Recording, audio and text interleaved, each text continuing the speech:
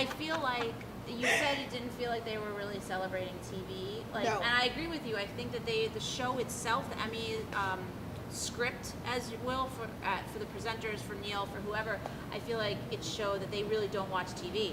Because, yes, that opening with him at the various screens, a lot of work went into picking what clips were on that screen. Some of them had to coordinate with each other, and like a lot of work went into that didn't get appreciated. But everything else that came after it, yeah. I mean, even the choreography, like.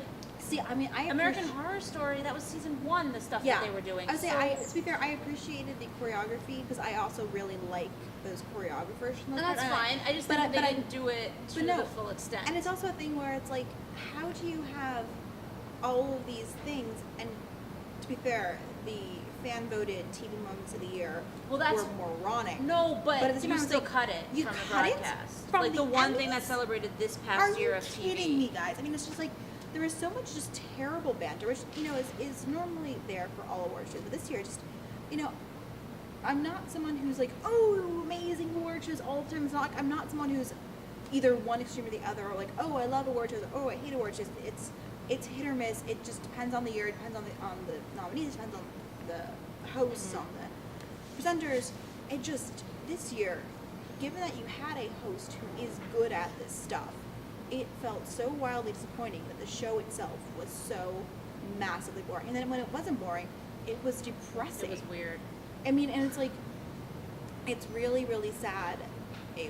I understand why they did the tributes, and I think the tributes were handled well. See, for the most part. I don't think they should have done individual tributes because they basically picked out the most popular dead people of the year and said, you guys get your loved ones to talk about you, and everybody else gets lumped in the regular package. And even in the regular package, we hear who's more popular by how loud the cheers are, and that's unfortunate. Like, that's going to happen. I don't know if I actually heard the cheering from where I was at. Claps, cheers, whatever the comments may be. No, but I don't know if I actually heard the volume. I mean, the audio was aired. For me, that I was hearing, I don't think I heard it personally, so I wasn't sure if it... It aired on television, is my point. Yeah. And that is unfortunate. They should never... I don't think they should do that. I think that kind of takes away... Because there are just people that you've never heard of, but they still deserve to be honored. And they get honored less when people don't know who they are and don't cheer as loud. So that bothers me. I also feel like the great moments in television that they chose to do that were not about this past television season, but about television in general, like they spent a lot of time on Kennedy. It happened to be a really depressing. It's his assassination. It's not a happy television moment. It didn't make any sense. I didn't know why they needed to do that.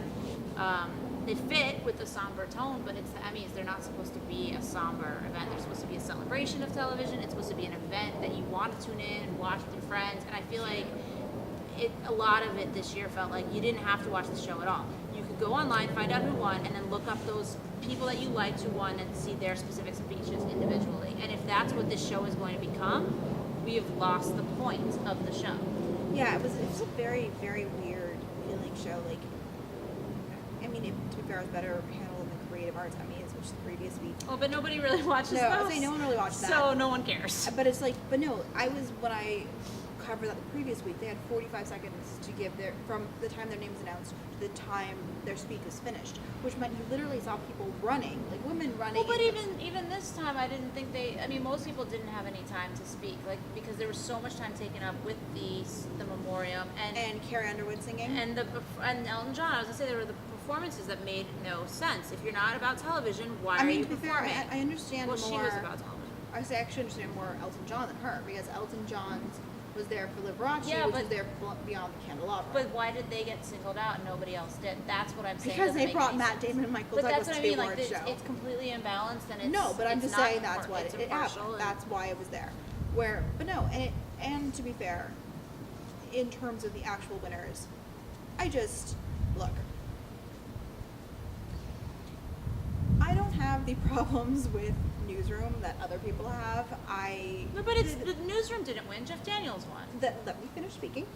But I'm just saying, like, you could have the problems. It's okay. No, but I'm saying, but to be fair, because a lot of people that I saw were like, Newsroom is the worst. How can you reward Jeff Daniels, et cetera, et cetera. So I'm saying I don't have the problems with season one that other people that I've seen have. Okay. I don't have a problem with Jeff Daniels' performance. There were times when he was good. There were a couple moments when he was great in season 1. Yeah. There's nothing that I have an issue with his performance. I don't understand how anyone who watched TV watched anything Jeff Daniels did, and he's going to come and kill me now. Not that he watches our podcast, but someone. No, but I don't anyone think... who watches him, and then watches Damian Lewis, watches Bryan Cranston, and I understand it's different kind of acting because the torture that literally and figuratively that Walter White and Brody go through are completely different, whereas no, but that's... Will is much more self-pitying and he's self-destructive, it's not fair to compare them, but they've asked you to compare them. It's not fair to compare them because they're definitely different types of acting, even though they're both dramas, they're both cable, etc.